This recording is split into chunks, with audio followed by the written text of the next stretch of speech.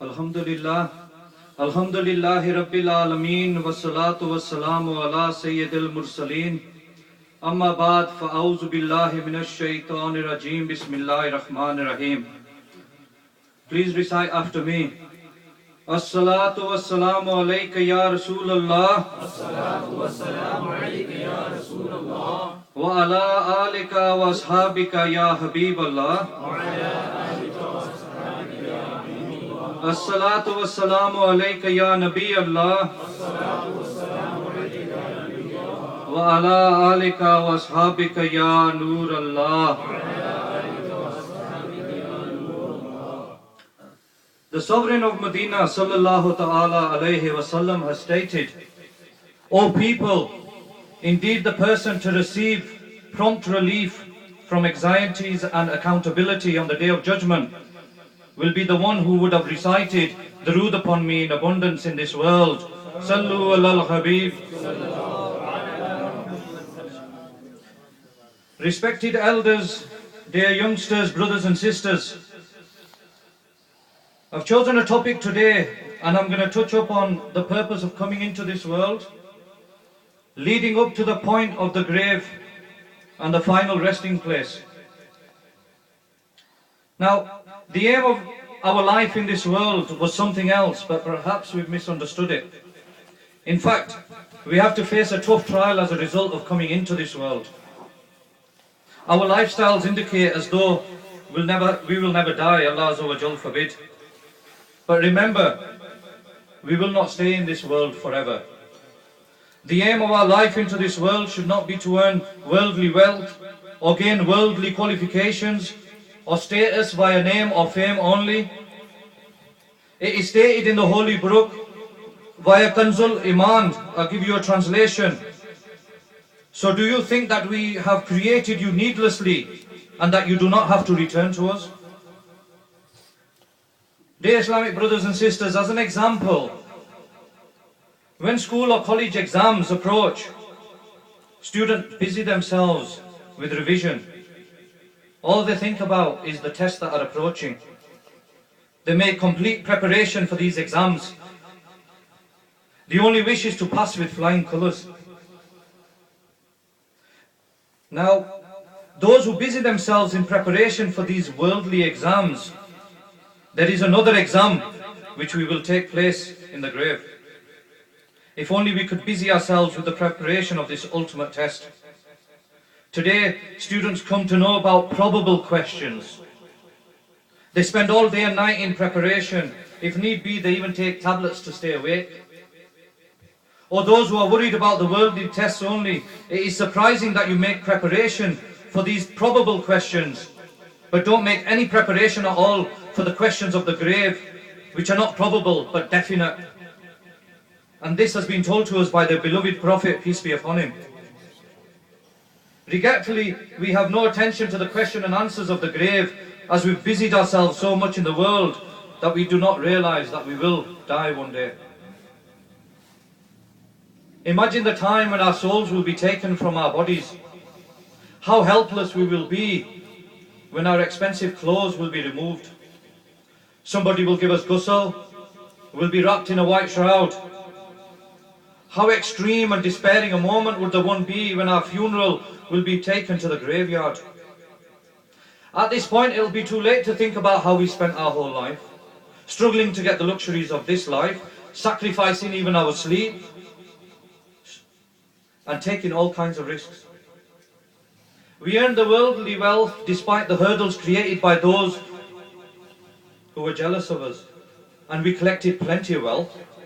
We got our strong homes built, which we decorated and furnished with so many things. But remember, we will have to leave all these things behind when we die. Our expensive clothes will be left hanging in the cupboards.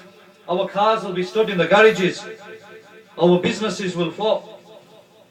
Our belongings and luxuries will all remain in this world. The helplessness of the deceased will be unbearable when we are brought out of his immortal house and be taken to this dark grave. Dear brothers and sisters in Islam, the chances of falling prey to heedlessness are greater when one has an abundance of worldly wealth. The one who adores a materialistic worldly blessing has indeed fallen victim to heedlessness, and this distance is one from Allah Azza wa Jal. You see, business is a blessing. Wealth is also a blessing. A luxurious house, an expensive car, children, status, all these things are a blessing. If one was to pause for a moment and think about all the things that you have, these are all a blessing. But immersing yourselves in any worldly blessing to the point of forgetting Allah Azza wa Jal is a cause of heedlessness. It is stated in the Holy Book, I'll give you a translation from Fadzul Iman. This is in Surah Munafiqun verse 9. O people who believe, may not your wealth or your children cause you to neglect the remembrance of Allah, and those who do, it is they who are in loss. There are many lessons one can learn just from this ayat alone. For those of us who present lame excuses, like when called towards righteousness or when asked to offer salah, we say things like, well, we're deeply involved in seeking sustenance. Or we ask the question, is it not a form of worship to provide for our family? Indeed it is. Although we say, when I get time I'll join you in the masjid. Indeed only the heedless will make such excuses. For those who go to all sorts of extremes to acquire wealth, but do not bother about earning virtuous deeds, be heedful, before death carries you away from your comfortable mattresses. It will be taken to a terrifying dark grave infested with creepy insects. Try and spend or give some of this wealth in the way of Allah Azza wa Jal. Allah Azza wa Jal says in the Holy Book, Surah Munafiqun verses 10 and 11, translation via Kanzul Iman. Spend from what we have provided you before death approaches any one of you, and you then say, my Rabb, why did you not give me respite for a little while, so I would have given in charity and become of the virtuous? And Allah Azza wa Jal will never give respite to any soul when its promise arrives, and Allah Azza wa Jal is aware of your deeds. Remember, only your deeds will accompany you in the grave. Your beautiful homes, your wealth, bank balances, your business, your family, none of these will go in the grave with you. Sayyidina Atta bin Yasar radiallahu anhu states, when the deceased is buried into the grave, his deeds enter the grave. They move his left thigh and say, I am your deeds. The dead person asked, where are my children? Where are my luxuries and wealth? The deeds say, all of them have been left behind and nothing has come into your grave apart from me. Honorable Sheikh Jalaluddin Sayyuti Shafi Rahmatullah Alayh has stated, the Blessed Prophet, peace be upon him, saw people with nails hammered into their eyes and ears. He was informed that they watched what you do not watch, and they listened to what you do not listen to. Islamic sisters who are upstairs listening to me from behind the veil, beware. Not properly covering your bodies is haram. Casting a lustful gaze at a non-mahram man is also haram, and such activities could lead one to the hellfire.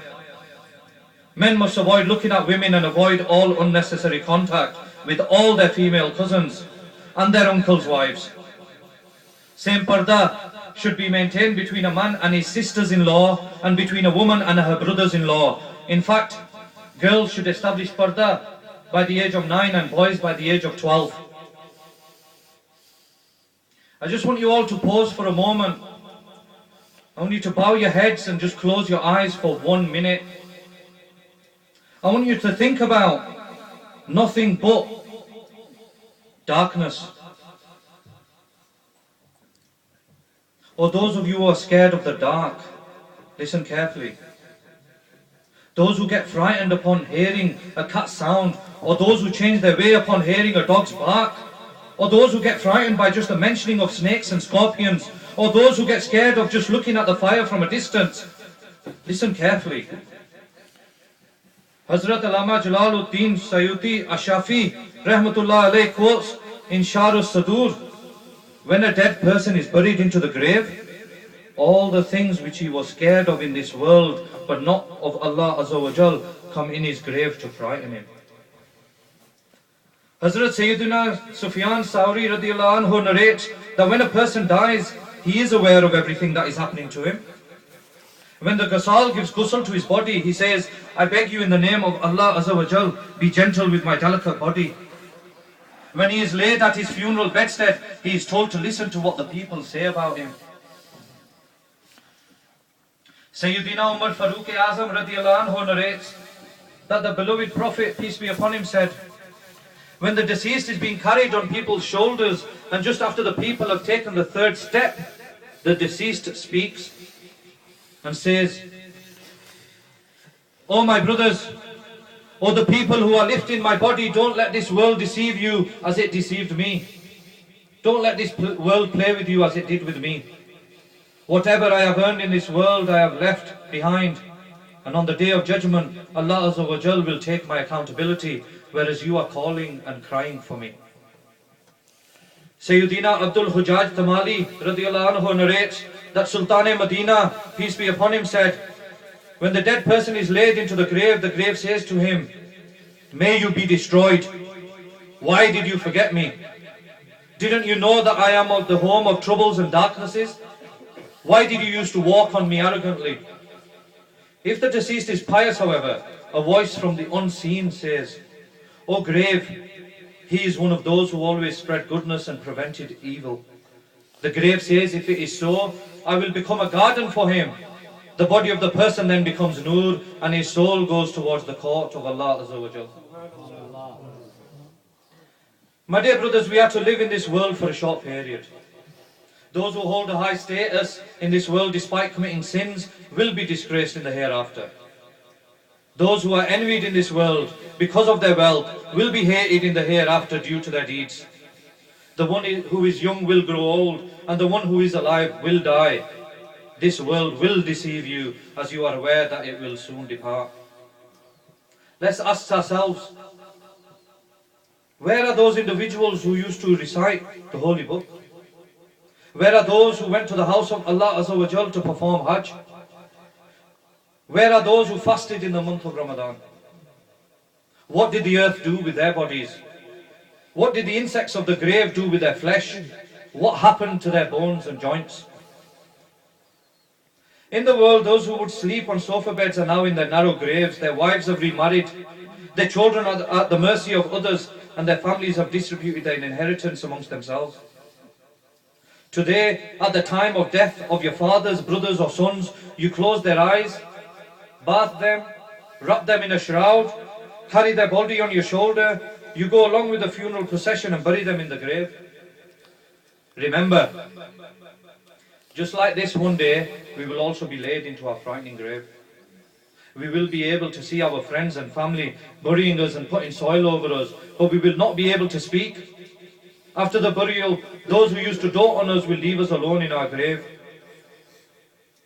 As we hear their footsteps, when they depart, our hearts will begin to sink. Suddenly, two angels, Munkar and Nakir, having long black hair and frightening faces, will cut through the walls of the grave with their long sharp teeth, while flames of fire will be coming out of their eyes. They'll make us sit upright.